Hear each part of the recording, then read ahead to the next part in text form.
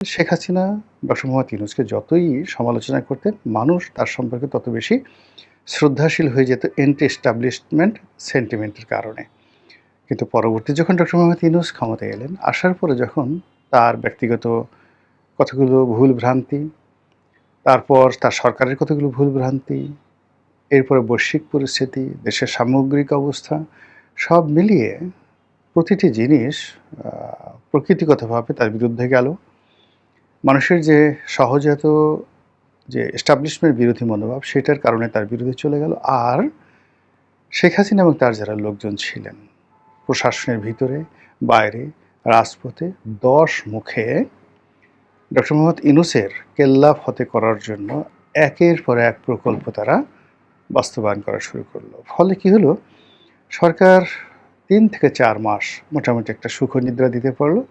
এরপর থেকে তাদের একটা বদনাম শুরু হয়ে গেল, এবং সেই বদনামে চারিদিকে শুধু সিসি, এই লোক দেওয়া হবে না, একটা বিশ্ব সুদী, সুদী ইউনূস, বিশ্ব বাটপার, বিশ্ব টাউট, বেঈমান, মুনাফেক, এমন কোনো কথা নাই যে তার সম্পর্কে বলা হলো না। বরং তার পক্ষে যদি কোনো কথা কেউ বলতেন ওই সময়টিতে, বা এখন কেউ বলার চেষ্টা করেন, মুহূর্তের মধ্যে লোকজন তার উপর ঝাঁপিয়ে পড়তো যে কী ধরনের কথাবার্তা।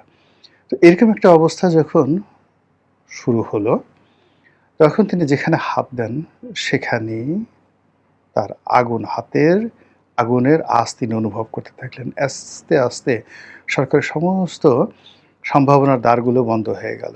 রাষ্ট্র ক্ষমতা তার জন্য অস্বস্তিকর হয়ে পড়ল, এই জনপদ তার জন্য ভয়ঙ্কর হয়ে পড়ল, এবং তিনি সুস্থভাবে কোথাও মুভমেন্ট করবেন এরকম একটা অবস্থা তৈরি হলো না। এর বাইরে তিনি বহু মানুষের সঙ্গে শত্রুতা শুরু করে দিলেন, এবং ওই শত্রুতাকে মোকাবেলা করার জন্য তার যে ধরনের বন্ধু দরকার ছিল, সেই বন্ধু তিনি আসলে ম্যানেজ করতে পারেননি। ফলে কি হলো, তাকে ক্ষমতা থেকে যেতে হলো, এবং এতটা তড়িঘড়ি করে যেতে হলো যার জন্য তার কোনো প্রস্তুতি ছিল না।